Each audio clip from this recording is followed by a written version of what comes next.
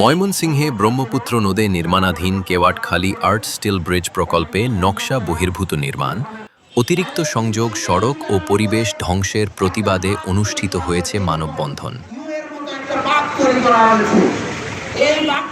সোমবার সকালে শহরের শশী লজের সামনে ঘণ্টাব্যাপী এই কর্মসূচির আয়োজন করে সদা জাগ্রত সম্মিলিত আন্দোলন ও ন্যায়তার পক্ষে ময়মনসিংহে।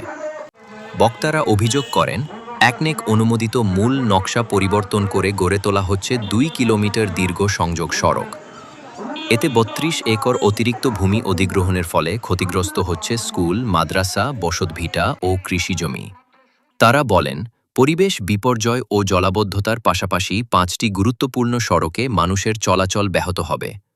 এছাড়াও 2টি সেতুর সংযোগ সড়ক এক স্থানে মিলিত হওয়ায় দুর্ঘটনার ঝুঁকি ও যানজট সৃষ্টি হবে বলে আশঙ্কা প্রকাশ করেন তারা।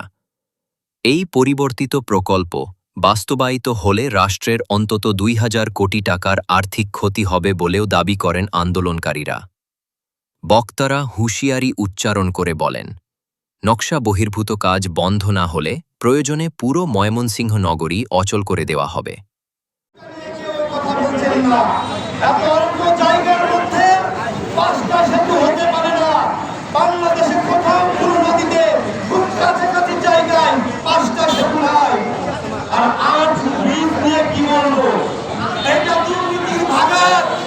আমি বলতে চাই, আজকে আমরা এখানে দাঁড়িয়েছি নিধন করার জায়গা বাজে।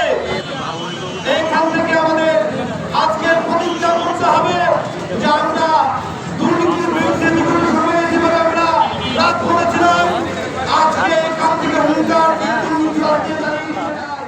মানববন্ধনে অংশ নেন মুক্তিযোদ্ধা, মানবাধিকার কর্মী, সাংবাদিক, কবি সাহিত্যিক, সংস্কৃতিকর্মী এবং ছাত্রনেতারা। নকশার বাইরে গিয়ে নির্মাণাধীন এই প্রকল্প নিয়ে সংশয় বাড়ছে স্থানীয়দের মাঝে। এখন দেখার বিষয়, সরকার কত দ্রুত এই অভিযোগের তদন্ত করে প্রয়োজনীয় ব্যবস্থা গ্রহণ করে।